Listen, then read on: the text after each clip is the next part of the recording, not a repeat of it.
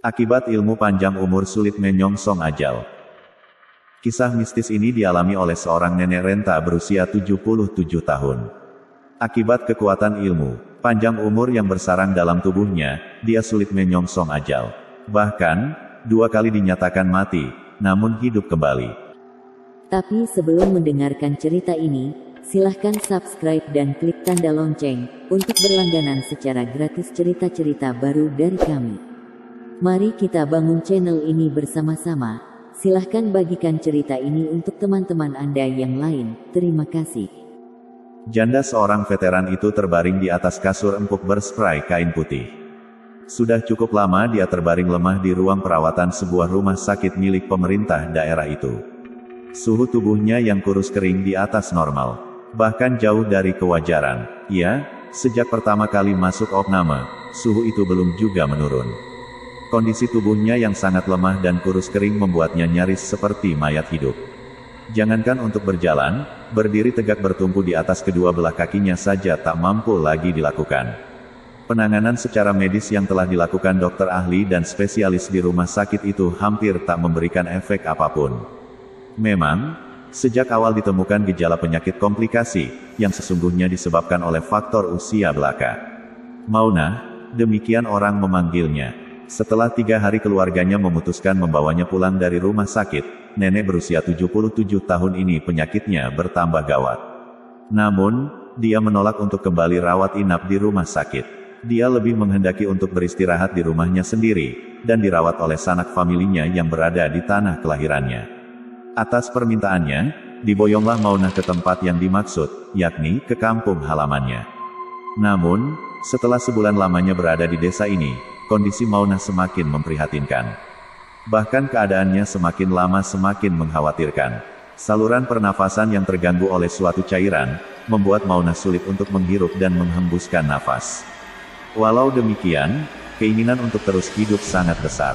Ini terbukti dengan masuknya beberapa obat dan beberapa sendok makanan berupa bubur ke dalam mulutnya, meski dia harus susah payah melakukan hal ini. Hingga sampailah pada suatu malam, Maunah dinyatakan koma. Hembusan nafasnya yang mengeluarkan bunyi mirip orang mendengkur itu menambah kecemasan keluarga. Yang lebih panik lagi, ketika suara nafasnya yang sangat jelas, tiba-tiba hilang dari pendengaran. Bahkan tubuh renta ini yang selalu panas mendadak berubah dingin, terutama di telapak tangan dan kakinya. Apakah Maunah telah pergi menghadap Ilahi? Untuk meyakinkan keadaannya, seorang kerabat memegang denyut nadinya. Astaga, tak ada lagi tanda-tanda detak jantung dan nadinya. Mendapatkan keadaan ini, tak pelak, isak tangis memecah keheningan menjelang malam itu. Berita duka pun tersebar ke warga sekitar. Namun keanehan terjadi dengan tiba-tiba. Setelah hampir setengah jam Maunah dinyatakan meninggal, dengan tubuh rentanya yang terbujur kaku dan telah diselimuti kain batik, seperti layaknya orang yang telah menjadi mayat, namun tiba-tiba saja suara nafasnya terdengar kembali. Keadaan yang di luar kelajiman ini tentu saja membuat orang-orang yang tengah bertaksiah dibuat terheran-heran. Mereka sulit percaya, mengapa nenek yang telah meninggal itu tiba-tiba kembali terdengar tarikan nafasnya. Ringkasnya, nenek yang berusia lanjut itu hidup lagi. Berita ini amat menggemparkan warga. Nenek Maunah benar-benar hidup kembali. Bahkan setelah 1 hari peristiwa tersebut, Maunah yang kondisinya masih lemah, si nenek membisikkan sesuatu di telinga Rumini, anak perempuannya yang paling tua. Rupanya, Maunah ingin menceritakan apa yang telah dialaminya. Bahwa peristiwa yang menimpa dirinya. Aku belum mati, Rum. Dia bertanya dengan suara serak. Rumini hanya menjawabnya dengan anggukan kepala. Ya, aku memang belum mati.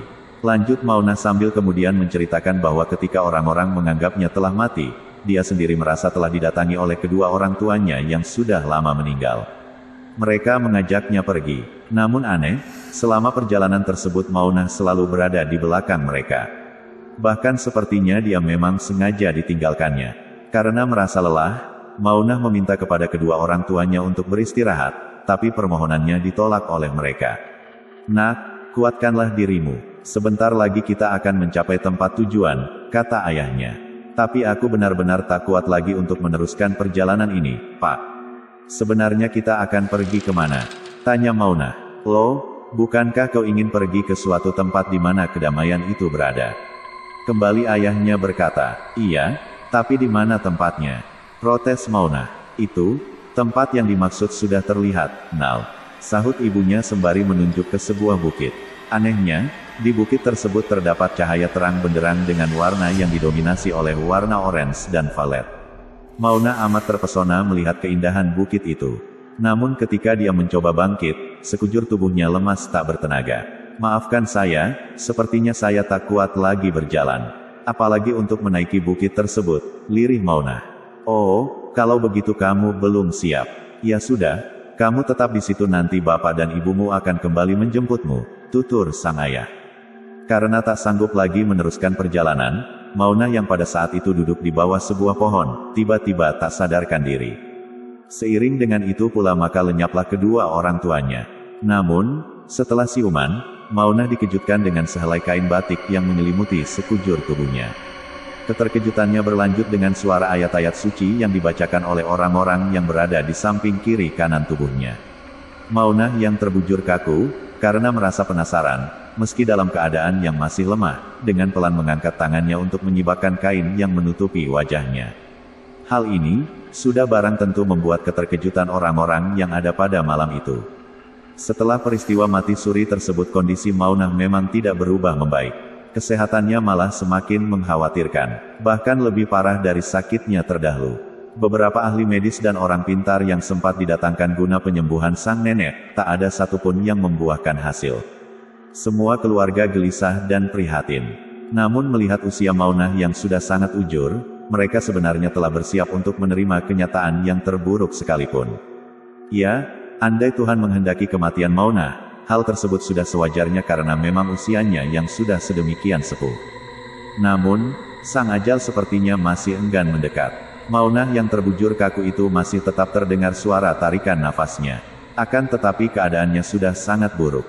Jangankan untuk menelan sesuap makanan, untuk menelan air pun harus susah payah. Bahkan untuk bernafas, menghirup dan menghembuskan udara, dia hanya bisa melakukannya dengan satu cara, yakni hanya melalui mulutnya yang menganga. Sampailah pada suatu hari, sudah tak terlihat ada lagi tanda-tanda kehidupan pada diri Mauna. Nafasnya terhenti, demikian juga dengan denyut nadinya. Ditambah lagi, badannya yang terasa dingin dan beku bagaikan segumpal es. Semua kenyataan ini cukup untuk meyakini bahwa Mauna, untuk kali ini memang benar-benar sudah meninggal. Kendati demikian, salah seorang kerabat dekatnya yang sepertinya mengerti tentang ilmu gaib, meminta agar kematian si nenek jangan disebarluaskan terlebih dahulu. Dia khawatir peristiwa serupa akan terulang kembali. Memang, kekhawatiran itu kembali terjadi. Setelah 30 menit berlalu, tiba-tiba dadanya terlihat suatu gerakan nafas, yang menandakan adanya kehidupan. Bahkan tadinya mata Mauna sedikit demi sedikit terbuka kembali. Bahkan keanehan terjadi, saluran pernafasannya yang selama ini terganggu, tiba-tiba seperti telah sembuh. Ya, Mauna dapat menghirup dan menghembuskan nafasnya dengan leluasa, tanpa disertai suara seperti dengkuran. Bahkan tak hanya itu, lepas 1 jam setelah sadar, Mauna minta dibuatkan bubur ayam. Semua yang hadir dibuat keheranan, sebab selera makanannya sudah sangat baik. Sedikit demi sedikit makanan berupa bubur itu masuk ke dalam perutnya. Melihat perkembangan yang drastis ini, keluarga menganggap bahwa Mauna telah mendapat mukjizat. Meski merasa aneh, tak urung hal ini membuat keluarga merasa lega dan membawa kebahagiaan tersendiri. Begitulah kehendak Tuhan, tak ada satupun manusia yang tahu apa yang telah direncanakannya. Setelah kurang lebih 2 hari kondisinya membaik, Mauna kembali tak sadarkan diri. Bahkan kali ini benar-benar koma. Matanya terpejam rapat, bahkan organ tubuhnya sepertinya tak ada lagi yang berfungsi. Namun, tarikan nafasnya masih ada meski nampak sangat jarang. Inilah yang menyebabkan keyakinan bahwa Mauna memang belum mati.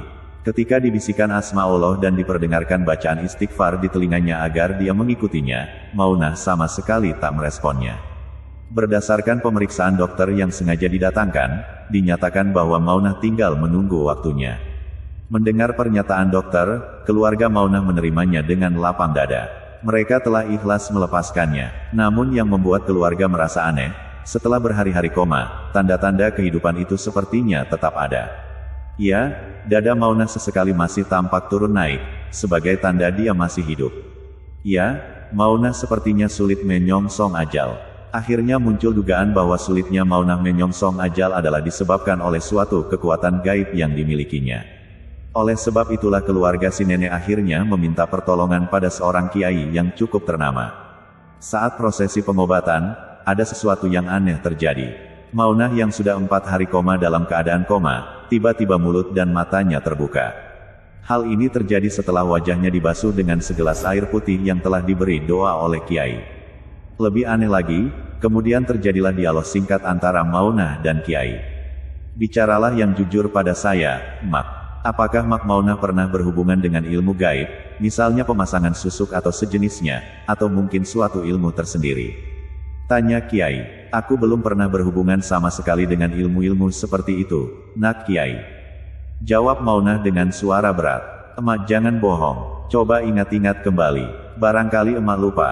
Kembali sang kiai berucap. Entah benar-benar terlupa karena kondisinya yang sudah renta atau karena disebabkan oleh kondisinya yang sedang sakit. Walau terus didesak, Maunah tak mengakui dirinya pernah berhubungan dengan ilmu-ilmu gaib.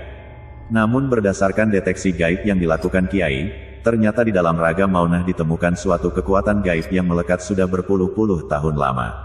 Dengan kebijakannya, Pak Kiai tak ingin mempermasalahkan hal ini. Mak Maunah, semua keluarga telah mengikhlaskan emak untuk pergi. Jadi segeralah menghadap Tuhan, lirik kiai sembari meminumkan segelas air putih. Setelah segelas air putih menempel pada bibir Maunah dan mengalir ke tenggorokannya, kiai tersebut berkata, "Nah Mak Maunah, sekarang milik emak sudah berada di gelas ini." Mustajab. Beberapa detik kemudian, Maunah menghembuskan nafas terakhirnya. Dan untuk kali ini, dia benar-benar telah pergi setelah tersiksa dan berjuang melawan penyakitnya.